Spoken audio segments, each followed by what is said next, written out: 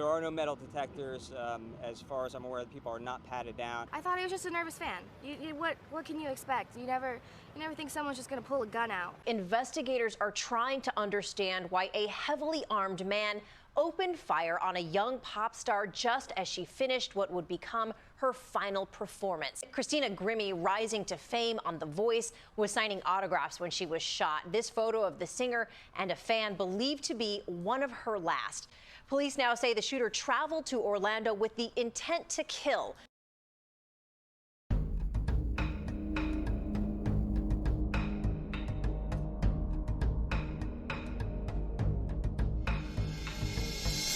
Hello everyone, whether you are new or returning, welcome to the channel. Here we talk about all forms of true crime. If this is something you are interested in, as always, come join the community and hit that subscribe button so you won't miss a video from me. I know it's been a couple of months since I posted my last episode. I had to take a bit of a hiatus, but now I am back and I'm ready to continue my mission discussing true crime events and, of course, covering true crime cases. Today's case is one that I've been wanting to cover since I began making plans to create J Talks Crime. And since the anniversary of this happening has recently passed, I figured this would be as good of a time as any. As always, if you are watching this on YouTube, I will now be putting up my disclaimer on screen now. A lot of this case has to do with gun violence, which, as everyone should know, is a horrific issue here in the United States. Every day, and this is not even an exaggeration, every day I see another shooting being reported in the media. I see countless lives being taken by sick individuals who believe that killing as many innocent people as possible is somehow the solution to whatever bullshit reason they have for doing it. I don't want this discussion about gun violence to become some sort of political propaganda, especially since the election is coming up very soon. If there is one thing that infuriates me, it's when people want to use horrific tragedies for their political agenda. I do not have answers on how our society can stop these insane people from hurting and killing others. At this point, I don't think there really is a solution that's not going to piss people off. But we need to continue to discuss these controversial topics because people are still dying. Families are being ripped apart, and now society has pretty much normalized gun violence. Kids are walking into school every single day with the expectation that some maniac can walk in at any moment and start shooting. The reality of how bad it's gotten, I can't even put into words. This brings me to the person I will be talking about today. Her murder was a senseless tragedy caused by one individual who was so delusional, so pathetic, that he went ahead and took a beautiful and talented soul from the world. Let's get into it and talk about the murder of Christina Grimmie. Christina Victoria Grimmie was born on March 12, 1994, to Mother Tina and Father Albert Grimmie, nicknamed Bud. She grew up in Marlton, New Jersey, alongside her older brother Marcus, who also goes by Mark. From an extremely young age, her musical talent became very apparent. Her family began to notice her singing abilities when she was around 6 years old, and by age 10, she taught herself how to play the piano by ear. Christina had more talent in her pinky finger than most people, including me, have in their entire bodies. Christina was always singing, and her family knew just how special she was, and they fully supported her dream to become a professional singer. Growing up with a family with a deep faith, Christina always took pride in her Christian faith as well. The entire Grimmie family are just amazing people, kind, loving, supportive. It really does break my heart that such a beautiful family has had to go through so much pain because of one selfish individual. Christina began her rise to fame when she began posting cover songs on YouTube in 2009 under the YouTube channel name Zelda X Love 64. At just 15 years old, she received thousands of views and subscribers in such a short period of time. People fell in love with Christina, and it wasn't just because she had a beautiful voice. People fell in love with her quirky personality. For those that don't know me, I am Christina Grimmie, and none of you can take me seriously after that. Skrillex, if you're watching this, I love your music. You're amazing. Well, I have you on my wall. Actually, you're everywhere on my wall, you just can't see it. That's really creepy, isn't it? You guys are insane. Team Grimmie rocks forever and ever. Yeah. She was real, and there was never a moment throughout her entire career where she got sucked into the fakeness of Hollywood. Christina was funny, goofy, and she cared, and she welcomed everyone into her life with arms wide open. In 2010, she released a cover of Nelly's Just a Dream with fellow YouTubers Sam Swee and Kurt Hugo Schneider, which has received nearly 230 million views since it's been released. It's by far one of the best cover songs in existence. Everything about it is just beautiful. Me and my mom listen to this song together every time we get into the car and drive somewhere, and it brings us to literal tears almost every time. I will link the video in the description if anyone wants to watch this masterpiece, along with other cover songs Christina has gifted to us from her channel. Between 2009 and 2014, Christina continued to post several cover songs on her channel. As her popularity skyrocketed, Selena Gomez's mother, Mandy Teefey, reached out to Christina and offered to manage her career, and without any hesitation, Christina happily accepted this offer. In 2011, Christina would begin touring with Selena Gomez and The Scene. Selena became Christina's mentor, and the two young and talented artists became great friends. She has opened for Selena Gomez, the Jonas Brothers, and All-Star Weekend during this time. She also released her first EP titled Find Me, which reached number 35 on the Billboard 200 chart.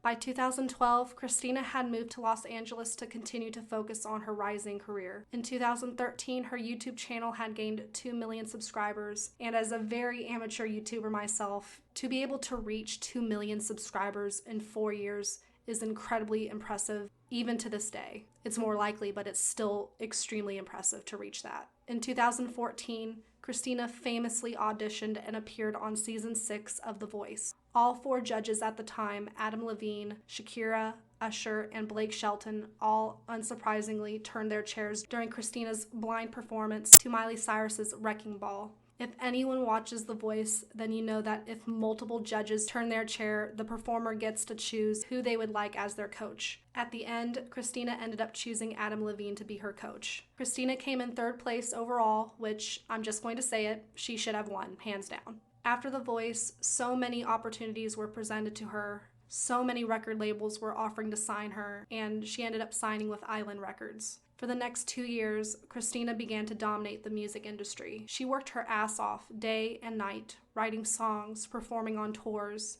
releasing new EPs, giving interviews. Her fan base grew significantly after her appearance on The Voice. Everyone who knew of Christina Grimmie adored her. Everyone knew she was going to become a massive star in the music industry, but ultimately, she would never get to rise to her full potential. And this brings us to the night of June 10th, 2016. Christina Grimmie was performing in the All the Lights tour with the band Before You Exit. The tour was scheduled to run from May 29th to June 17th, 2016, where they were scheduled to visit 11 different cities. June 10th's show was located at the Plaza Live in Orlando, Florida. As someone who lives roughly an hour and a half away from Orlando currently, and back then during this time, I can tell you that I've known people who have gone to the Plaza Live during this time, and people have told me that the security was complete shit. With any stadium where thousands of people are attending, there should always be mandatory security precautions. Bags need to be checked. People need to go through metal detectors at the very least. And yes, we can all agree that it's a little annoying when you're going out trying to enjoy a concert or performance to have to wait in line and go through security. But at the end of the day, I would rather everyone be safe and spend 5 extra minutes going through security to enter the damn building than to have tragedies like this occur. But unfortunately, on this horrendous night, clearly the security failed Christina. Christina, as always, was posting on her social media accounts, telling anyone and everyone who was near the Orlando area to come out to see the concert. Hey guys, what's up? We're in Orlando today. Please come to the show if you live near Orlando, Florida. We are at the Plaza Live. Please come out. Bye. Christina was known to be very connected to her fans. To her, they weren't just fans. She thought of them as her friends, which I think is a big reason why so many people adored her. After every show, Christina would usually sit down at one of her merch stands to participate in a meet and greet for anyone that would show up.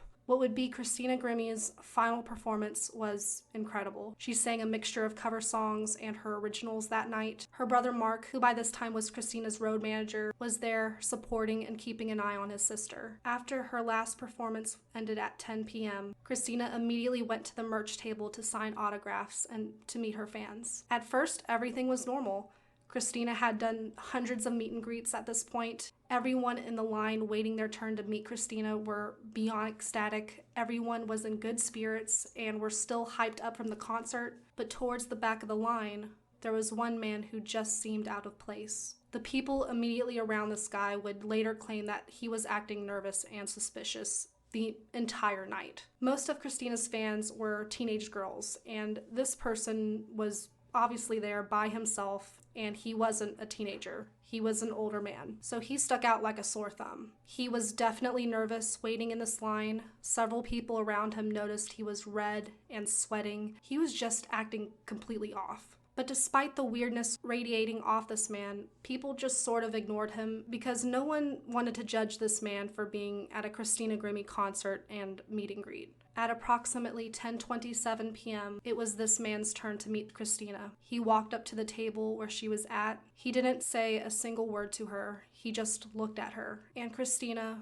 who most likely probably assumed this man was just a nervous fan, did what she did for everyone. She opened her arms to him, attempting to welcome him in with a big hug. Christina was oblivious to this guy's intentions. Everyone was. As Christina held out her loving arms to this evil incarnate, he took out a pistol from his waistband and he shot Christina multiple times at point-blank range. 3 bullets in total struck Christina Grimmie, 1 in the head and 2 in her chest. Christina immediately fell to the floor, and all of this happened within seconds. Her brother Mark, who was standing fairly close to Christina, hears his baby sister get shot, sees her on the ground, and by pure heroic instinct, he tackles this attacker to the ground. While a struggle between Mark and the gunman occurred, everyone else still at the merch line starts to scream and panic, and some of course run out. Mark was able to disarm the man, but he also was able to escape Mark's grasp in the process. That's when this man begins to pull out a second pistol he had brought with him, and for a brief second, Mark and everyone still remaining in the room thought they were going to be shot next. But no. This coward backed up against the wall, held up the second gun, and shot himself in the head, killing himself instantly. It is estimated that from the time he walked up to Christina, shot her multiple times, Mark tackling and disarming him, and then him shooting himself in the head, all of this took about 1 minute.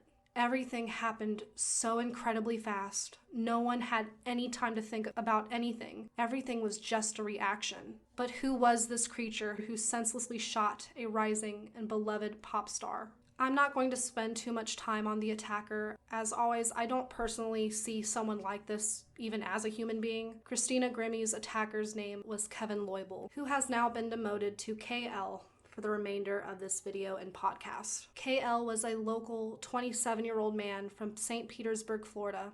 He traveled over 2 hours to the Plaza Live that night, with his sole purpose being to shoot and kill Christina. Everyone who has ever come forward to talk about KL all describe him as being a weird loner who often made everyone around him feel extremely uncomfortable. He was obsessed with Christina Grimmie. He spent every day watching and rewatching her videos and stalking her social media accounts, just waiting for her to post something new.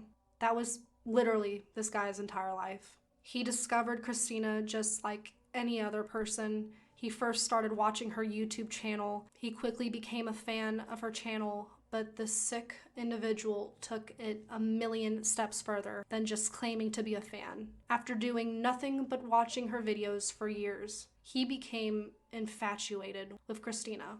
Infatuated isn't even a strong enough word. This creep believed that one day him and Christina were going to be together. They were going to get married, have kids, the whole 9 yards. There are multiple witnesses that he talked to about this. KL told random people that Christina was going to fall in love with him one day. And of course, everyone he told this to just shrugged it off like, yeah, whatever, dude, in your dreams. And whenever someone gave him that reaction, he would get pissed.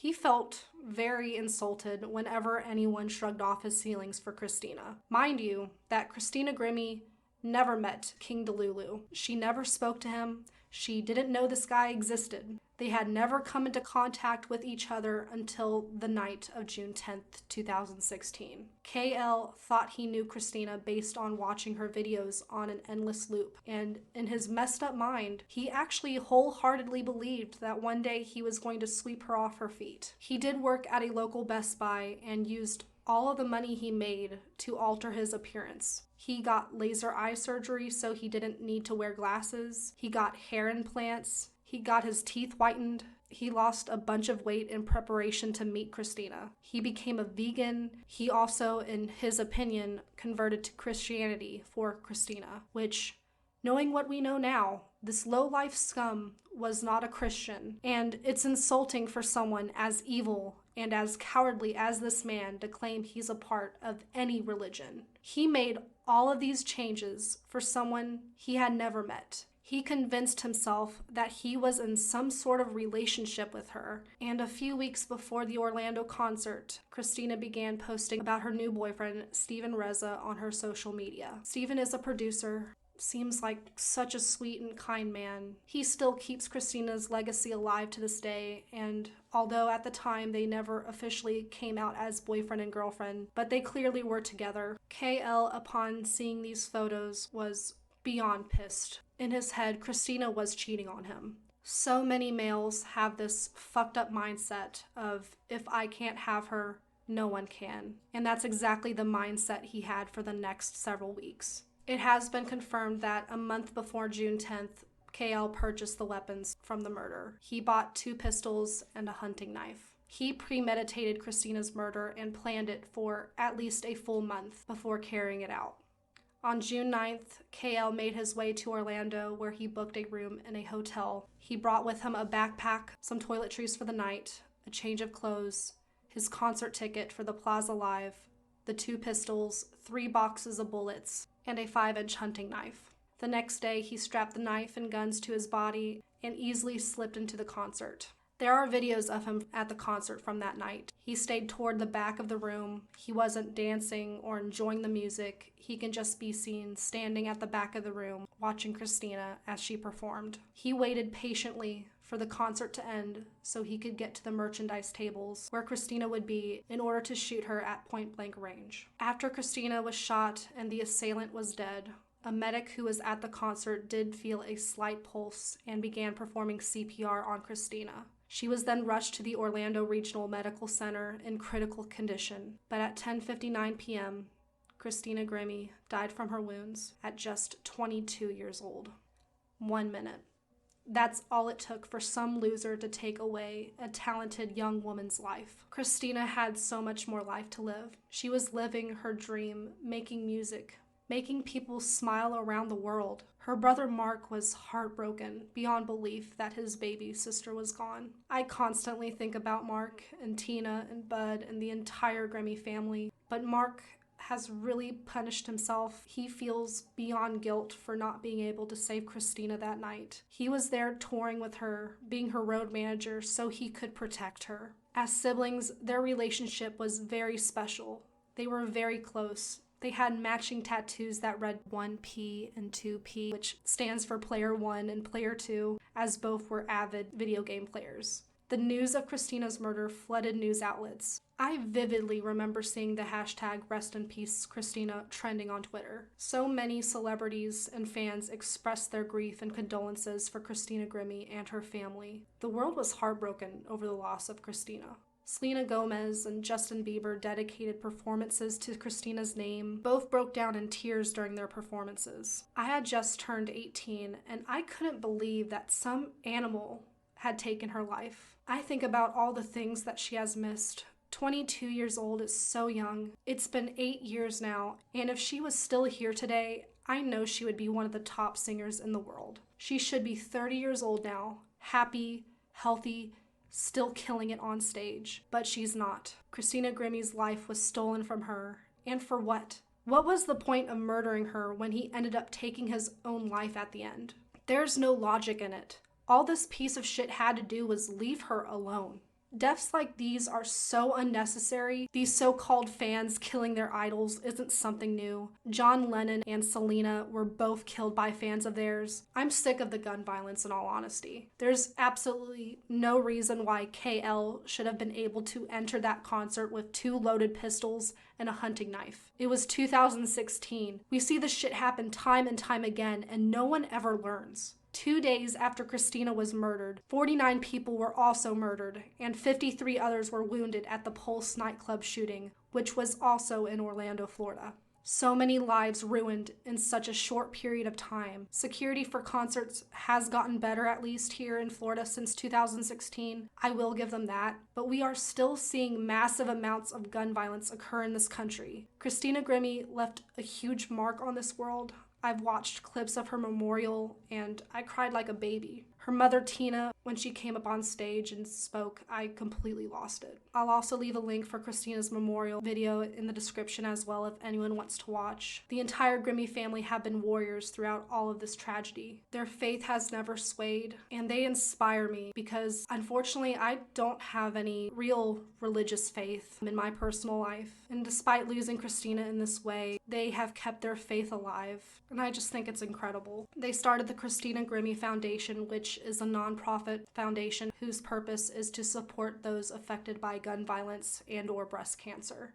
It's very inspiring to me whenever the family of a victim creates these foundations to not only help people, but to keep that family member's name alive. There will be a link for the Christina Grimmie Foundation in the description if you want to check it out and donate. Sadly, in 2018, 2 years after losing Christina, Tina, Christina's mother, lost her decades-long battle with breast cancer and passed away. The family posted on social media following Tina's death and wrote, quote, "Tina fought a courageous and brave battle with cancer for many years, even until her final hours with family by her side. While this is a bittersweet moment for us as a family, particularly after losing Christina 2 years ago, we rejoice at the thought that Tina and Christina are united once again in the presence of our Lord and Savior."